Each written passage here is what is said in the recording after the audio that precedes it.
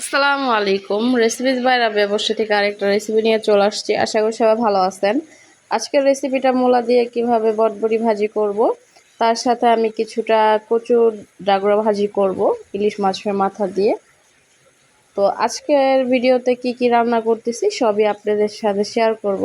তো ভিডিওটা না টেনে পুরো ভিডিওটা দেখবেন, আশা করি ভালো লাগবে। আর যদি ভালো লাগে তাহলে অবশ্যই আমার ইউটিউব চ্যানেলটিকে সাবস্ক্রাইব করবেন এবং আমার ফেসবুক পেজটি বেশি বেশি করে শেয়ার করবেন এবং ফলো করবেন।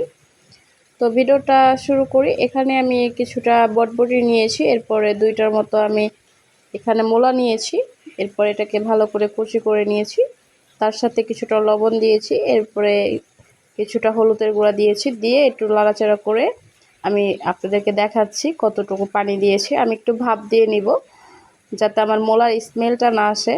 অনেকে আমরা মূলা খেতে পারি না, তো সেই ক্ষেত্রে একটু হালকা ভাপ দিয়ে নিলে হলুদ লবণ দিয়ে খেতে ভালো লাগে, স্মেলটা আসে না। তো এরপর আমি এটাকে একটু রেখে দিব সাইডে। তো এরপরে আমি যেই কচুর ডাগরাটা ভাজি করব আজকে, তো সেই কচুর ডাগরাটাও আমি ধুয়ে নিয়েছি পরিষ্কার করে। তো এই তো আমার কচুর ডাগরা। তো এখানেও আমি কিছুটা লবণ দিয়ে নিব। সবাই জানেন কচুটাতে একটু কষ থাকে যেটা গলায় ধরে, তো সেই ক্ষেত্রে একটু হলুদ এবং লবণ দিয়ে এটাকে মাখিয়ে নিলে, এরপর এটাকে ভালো করে সিদ্ধ করলে আপনার যে গলা ধরার যে একটা তিতা ইয়াটা থাকে সেটা থাকবে না। তো এই জন্য একটু হলুদ দিয়ে লবণ দিয়ে একটু ভালো করে পানির সাথে মিলাই নেবেন যাতে কচুটা থেকে কষটা বের হয়ে যায় এবং গলাটা না ধরে। আর এভাবে যদি আপনারা আমার টিপসটা ফলো করে বাসায় করেন তাহলে আপনারা বুঝবেন কতটা মজা হয়। তো এখানে আমি এই তো একটা মাথা কেটে নিয়েছি, মাথা কেটে ইলিশ মাছের মাথা এবং মাছ কেটে নিয়েছি। আর তার সাথে আমি কিছুটা মাছের কাটা মাটা থাকে যেটাকে বলি আমরা কানটা, তো সেটাও এক সাইডে রেখেছি, ওটা ভর্তা করব। আর মাছের মাথা ওটা কচুর ডাগরাতে দিব। তো এরপর আমি এখানে ইলিশ মাছ যেটা নিয়েছিলাম ওটা এখানে আমি কেটে নিয়েছি সুন্দর করে পিস করে। তো এই তো আমি এটাকে সিদ্ধ করতে দিয়ে দিয়েছি, এটা আমার সিদ্ধ করা হয়ে গিয়েছে আর কচুটাও সিদ্ধ করা হয়ে গিয়েছে।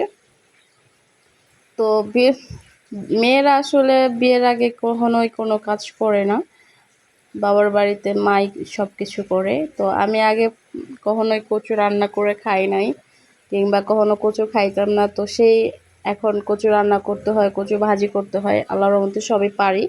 কারণ আস্তে আস্তে একটা পর্যায়ে সব কিছু মানুষ শিখে, প্রথমেই কেউ শিখা আসে না। তো এরপর আমি কড়াইটাতে একটু তেল দিয়ে নিয়েছি, কিছুটা পেঁয়াজ কুচি দিয়েছি, ওটা একটু ব্রাউন কালার নিয়ে আসবো। তার সাথে আমি এখানে যে একটা কড়াই বসে নিয়েছি, এখানেও আমি কিছুটা পেঁয়াজ এবং কিছুটা তেল দিয়েছি, সরিষার তেল, এবং আমি কিছুটা সয়াবিন তেল দিয়েছিলাম যাতে কচুরিয়াটাতে স্মেলটা ভালো আসে। আর এখানে আমি মূলা ভাজিটা করব, তো সেই ক্ষেত্রে এখানে আমি মূলার জন্য পেঁয়াজ দিয়েছিলাম, একটু হালকা কালার আসলে এরপর আমি লবণ দিয়েছি। তো এরপর আমার এই তো আমার এখানে যেটা আমি কচুর ডাগরা ভাজি করব সেখানে আমার পেঁয়াজটা ভালো করে ভাজা হয়ে গিয়েছে। তো এরপর আমি এখানে কিছুটা রসুন কুচি দিয়েছি, আমি দুটা চুলাতেই দুটা বসায় দিয়েছি।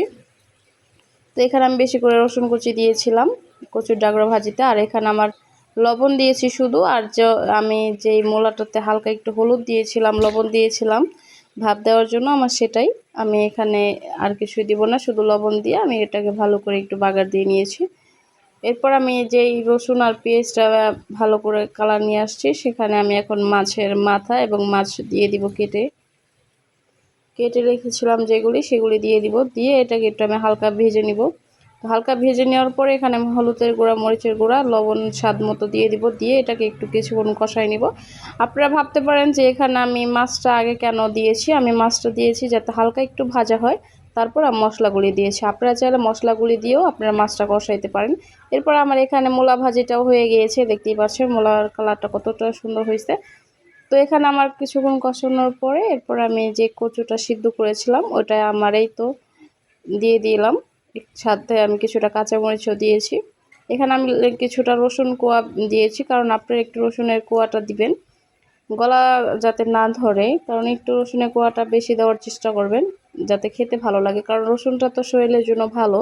তো সেই ক্ষেত্রে একটু রসুনটা দিলে সমস্যা না, আর যারা রসুনটা না খাইতে পারেন তারা না দিলেও হবে। তো তারা এখানে রসুন বাটাও দিতে পারেন। তো এই তো আমার ভাজিটা আবার আপনাদেরকে দেখাচ্ছি নাড়াচাড়া করে। তো এই তো আমার ভাজি হয়ে গিয়েছে, এখন এটাকে আমি একটু সাইডে রাখবো।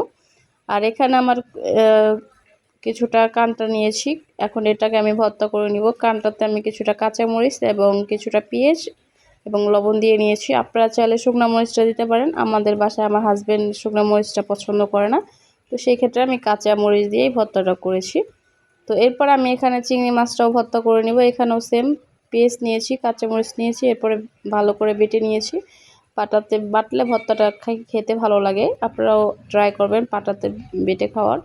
তো এই তো হয়ে গিয়েছে। এরপর আমি যে কচুটা ভাজি করেছি সেখান থেকে আমি কিছুটা কচু ভর্তাও করব এবং মাছও আমি ভেজে নিব। তো এই তো আমার কচু ভর্তাটাও হয়ে গিয়েছে।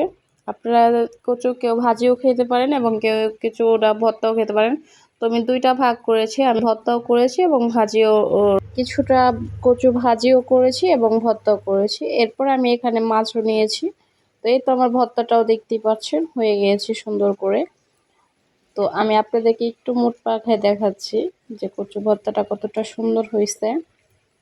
তো এরপর আমি এটাকে একটু সাইড করে রাখবো।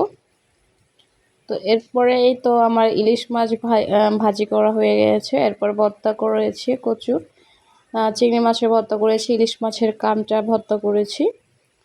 তো এরপর আমি এখানে কচুর ডাগরা ভাজিটা রেখেছি। এরপর আমি এখানে যে মূলাটা ভাজি করেছিলাম সেটাও রেখেছি। তো ভিডিওটা এ পর্যন্ত ছিল। সবাই ভালো থাকবেন, সুস্থ থাকবেন এবং আমার দ্বারা কোনো ভুল হলে অবশ্যই আপনারা